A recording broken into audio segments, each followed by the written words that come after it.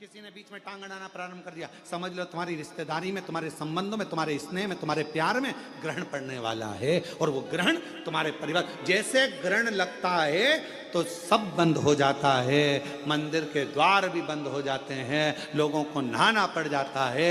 आखिरी में यही होता है कि जब दो प्रेम के बीच में, स्नेह के बीच में, रिश्ते के बीच में जब कोई तीसरा ग्रहण लगाने वाला आ जाता है तो एक ना एक दिन फिर वो ग्रहण सब कुछ समाप्त कर देता है। फिर आखिरी में तो स्नान ही रह जाता है, स्नान ही रह जाता। क्यों घुसने दो बीच में, क्यों प्रवेश करने दो बीच में उसको? कोई आए सिखाने के लिए, नहीं भैया मेरी सास अच्छी है, हम बहू हैं, बहू अच्छी, मेरा परिवार अच्छा, मेरे बेटे अच्छे, मेरी बहू अच्छी, मेरा बेटा अच्छा, मेरे रिश्तेदार अच्छे, मेरे नातेदार अच्छे, सब अच्छे, बुरा कोई नहीं है संसार में। बुरा थोड़ी सी देर का समय होता है, जो ये निकल जाता है, फिर वापस घड़ी अच्छी आ जाती है। समय का इंतजार थोड़ा करो और समझ से जियो। समय और समझ, परमात्मा ये दोनों चीज देता है। समय पर अगर समझ आ गई तो तुम्हारी जिंदगी बन गई, और अगर समझ आई और समय निकल गया तो वो जिंदगी बेकार हो गई। समय पर समझ आना चाहिए तो जीवन ठीक है।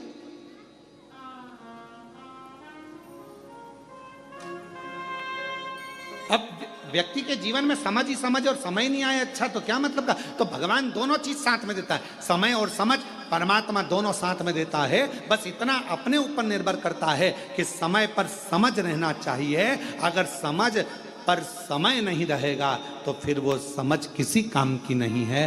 भगवान ने अगर मौका दिया, जैसे ये हितेश नारखेड़े ने मौका का चौका लगाया, इन्होंने कहा गुरुजी सीहोर में कथा हो रही है, ऑनलाइन तो हमेशा सीहोर से होती रहती है, अब की बार कथा कृष्णेश्वर बाबा को सुनाने के लिए आओ और कथा ऑनलाइन कृष्णेश्वर बाबा के धाम से हो। तो मन भी करा कि हाँ अच्छा योग लगा है ऐसा कि बाबा, और हम प्रयास करेंगे।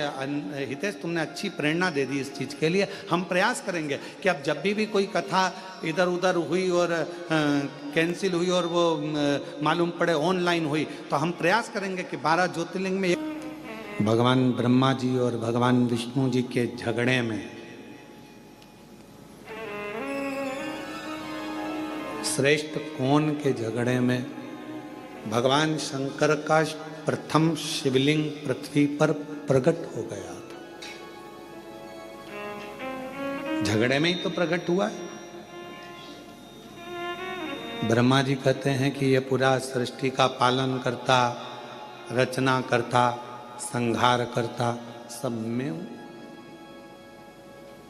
और भगवान विष्णु उनको समझा रहे हैं कि आप इस व्यर्थ प्रपंच में मत पड़ो, ये तो सब शिव की माया है।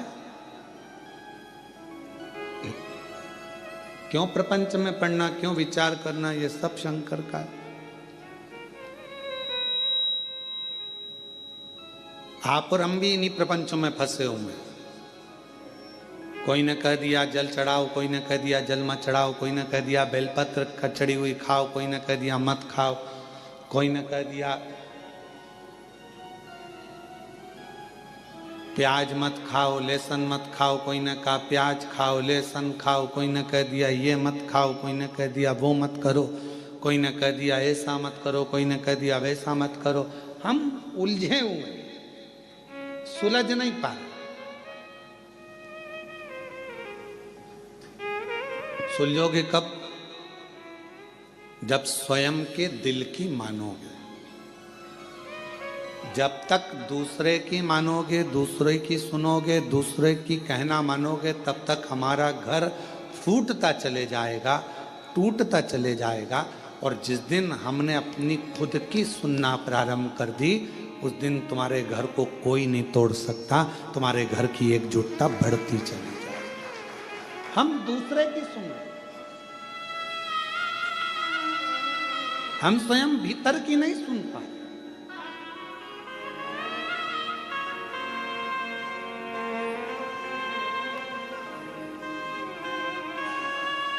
कल एक किसी छत्तीसगढ़ की एक बहन जी ने एक प्रश्न सीहोर में लिखकर भेजा कि गुरुजी से पूछना, अगर वो कथा सुन रही होंगी तो श्रवण करें, कि गुरुजी से ये पूछिएगा कि क्या हमारे पूर्वज, हमारे पितर जो चले जाते हैं, क्या वो भी आकर हमारे घर के दरवाजे पर श्राद्ध पक्ष में खड़े होकर हमसे कुछ मांगते? क्यों नहीं मांगते?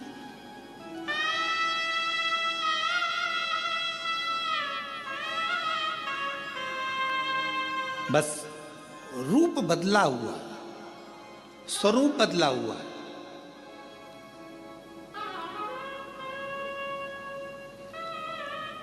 एक कथा यदि आप लोगों ने सुनी होगी भगवान कृष्ण की।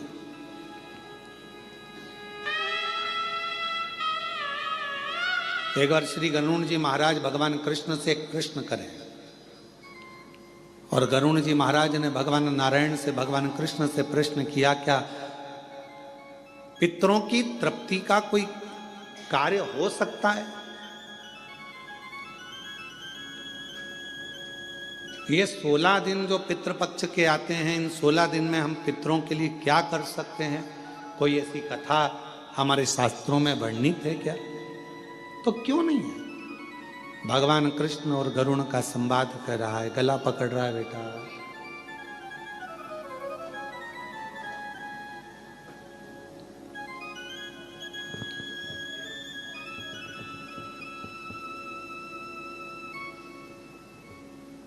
भगवान कृष्ण और गरुण का संवाद कहता है, भगवान कृष्ण और गरुण का संवाद वर्णन कर रहा है, कह रहा है, क्या ऐसा कोई चरित्र हमारे जीवन में होता है? भगवान मालिक है उनका, श्री शिवाय नमस्तुभ्यम। क्या कोई चरित्र ऐसा है जो हमारे जीवन को श्रेष्ठतम दे, आनंद दे?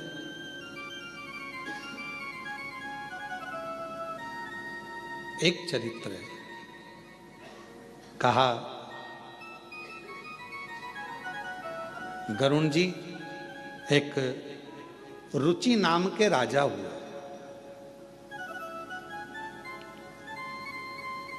जिन्होंने अपने गुरु की शरणागति ग्रहण कर गुरु की बस ठीक है, रुक जाओ। गुरु की शरणागति ग्रहण करी और गुरु की शरणागति ग्रहण कर उन्होंने अपना घर परिवार सब छोड़कर एक समय भोजन ग्रहण करना और भगवान का भजन करना, सब कुछ छोड़ दिया। वन में निवास कर रहे हैं, वन में घूम रहे हैं, वन में निवास कर रहे हैं, वन में भ्रमण कर। एक बात अपने अंदर उतार कर रखना मेरी बहनों, मेरी जीजियों, मेरे जीजाओं, मेरी बेटियों बेटाओं, अगर तुम्हारा मन करे कि मुझे घर छोड़ना है, परिवार छोड़ना है, तो तब छोड़ना जब भगवान तुम्हारा हाथ पकड़ ले। किसी दूसरे के चक्कर में तुम अपना घर मत छोड़ना, अपना परिवार मत छोड़ना। भगवान के यदि तुम हो जाओ, परमात्मा के यदि तुम हो जाओ तो छूटे तो अच्छी बात,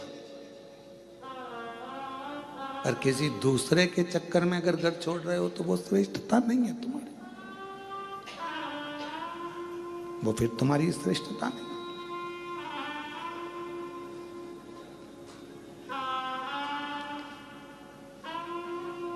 कथा कह रही है, भगवान का चरित्र कर रहा। एक रुचि नाम के राजा हुए। भगवान कृष्ण गरुण जी से कहते हैं कि वो रुचि नाम के राजा भ्रमण करते, वन में रहते, एक समय भोजन करते, भगवत भजन में डूबे रहते, स्मरण में डूबे रहते, मंत्र जाप में डूबे रहते। पर एक दिन वो एक वृक्ष के नीचे विश्राम कर रहे थे और उनके पूर्वज, उनके पितर उनके पास आकर खड़े हो गए और बोलने लगे कि तुम्हारा वंश नहीं बढ़ेगा तो हमारा तर्पण कैसे होगा?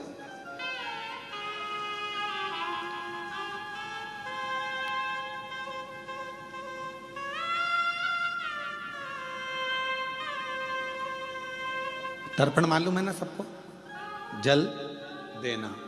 हमारा तर्पण कैसे होगा?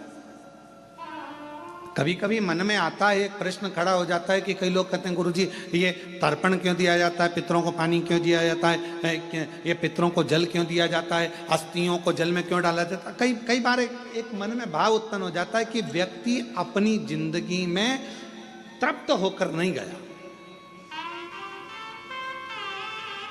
उसकी तृप्ति नहीं। वो जिंदगी भर प्यासा ही रहा। प्यासे से मतलब क्या है? मेरे को अभी ये और करना है, मन में तमन्ना है, मुझे अभी ये और करना है, मन में तमन्ना, मुझे अभी ये करना है, और तमन्ना।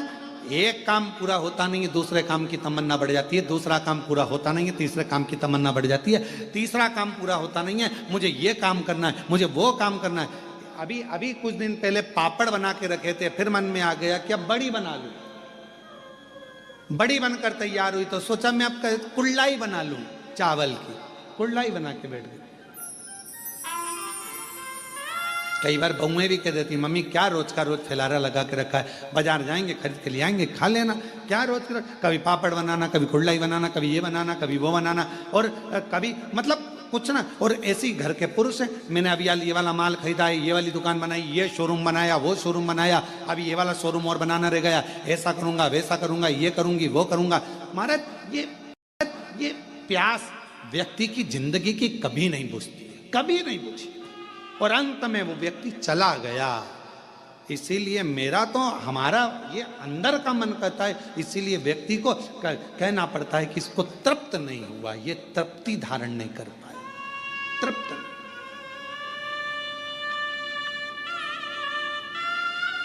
वस्तुओं से तृप्ति रखो, घर के सामानों से तृप्ति रखो, पर परमात्मा की कथा से कभी तृप्त मत हो।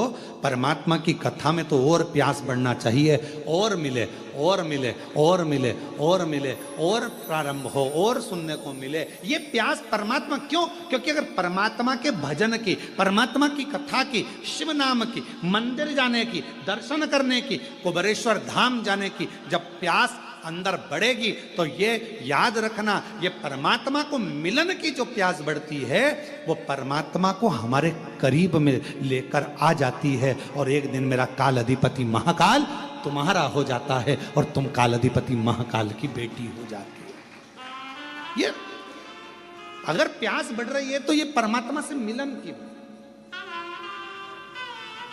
राजा रुचि, हमारे को तृप्ति नहीं मिली, तुम्हारा वंश नहीं बढ़ रहा है, तुम्हारा वंश बढ़ना चाहिए। राजा रुचि तुम्हें विवाह करना पड़ेगा। राजा रुचि ने कहा मैंने सन्यास व्रत धारण कर लिया है, मैं वानप्रस्थी हो गया हूं, मैंने घर छोड़ दिया है, परिवार छोड़ दिया है, सबसे बड़ा है वानप्रस्थी, मैं नहीं करूंगा विवाह। पितरों ने समझाया, पितरों ने कहा तुम्हें विवाह करना पड़ेगा, समझा। तब राजा रुचि ने मन में विचार करा, यदि पितर बोल रहे हैं और ये भटक रहे हैं तो मुझे विवाह करना जरूरी है। वचन दो तुम विवाह करोगे। राजा रुचि ने वचन दे दिया, मैं तुम्हारी तृप्ति के लिए, पितरों के मोक्ष के लिए मैं विवाह करूंगा। अब विचार करा कि विवाह करूंगा पर मैं तो हो गया बूढ़ा, कन्या कहां मिलेगी मुझको मेरी उम्र की। पितर चले गए, पितर गए और ये भटक रहा है विवाह के लिए, यहाँ वहाँ सब दूर गया, कहीं लड़की नहीं मिली, कन्या नहीं मिली। आखिरी में ये तप करने के लिए बैठ गया, ब्रह्मा और भगवान विष्णु का तप करने लगा।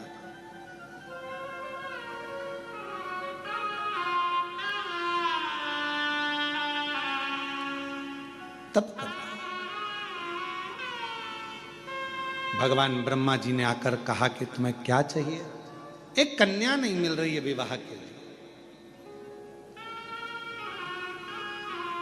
ब्रह्मा जी ने बोला ये लेखनी तो मैं लिख देता, परंतु ये लेखनी लिखने वाले तो स्वयं देवाधिदेव महादेव है। जन्म, मरण और परण, परण मतलब जानते हो विवाह, तीन की लेखनी कौन लिखते हैं?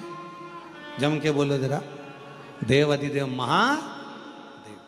इन तीन की लेखनी लिखना मेरे शिव के हाथ में।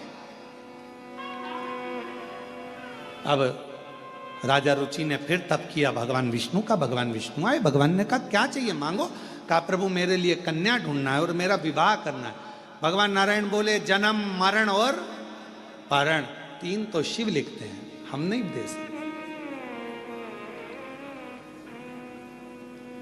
शंकर भगवान का तप किया, श्री शिवाय नमस्तुभ्यं। श्री शिवाय नमस्तुभ्यं। श्री शिवाय नमस्तुभ्यं। श्री शिवाय नमस्तुभ्यं। जो तप किया रुचि ने और राजा रुचि जैसे तप करने लगे, भगवान शंकर प्रसन्न हो गए। शिव जी आए और उन्होंने आकर तुरंत कहा, राजा रुचि, मैं तुझे विवाह का वर दे दूं, कन्या भी दे दूं, पर अभी तेरा ग्रह नहीं बन पाया। राजन, जब तक पितृ कृपा ना करें तब तक तुझे विवाह का योग नहीं बन सकता। शिव, आप तो सब कर सकते हैं ना, शंकर भगवान आप तो सब कर सकते हैं। राजन, जिस समय पर तेरे बुजुर्गों को जल की जरूरत थी, तूने उनको जल नहीं दिया। फिर निवेदन है आप सबसे, श्राद्ध का मतलब केवल ये नहीं है कि जो मर गए उनके प्रति श्रद्धा रखी जाए। श्राद्ध का मतलब है तुम्हारे घर में जो जीवित हैं, तुम्हारे घर में जो बुजुर्ग हैं, तुम्हारे घर में जो बड़े बैठे हैं, वो बुजुर्ग हो गए तो उनको पानी, भोजन, उनकी व्यवस्था समय पर दीजिए। ये श्राद्ध का मतलब ये नहीं है जो मर गए उनके प्रति श्रद्धा, उनके प्रति रखो श्रद्धा, मतलब हम ये नहीं कहेंगे कि मत रखो, मना नहीं है। आप अपने पूर्वज चले गए उनके प्रति श्रद्धा रखो, उसका मतलब श्राद्ध है, हम मानेंगे। पर हमारी शिव महापुराण की कथा कहती है, ये शिव तत्व कहता है कि सबसे बड़ी 16 दिन की श्राद्ध से मतलब रखना कि अपने घर में जो बुजुर्ग हैं, अपने घर में जो बड़े हैं, अपने घर में जो बुजुर्ग माता पिता हैं, उनके प्रति श्रद्धा हो तो समझ लो कि ये श्राद्ध का महत्व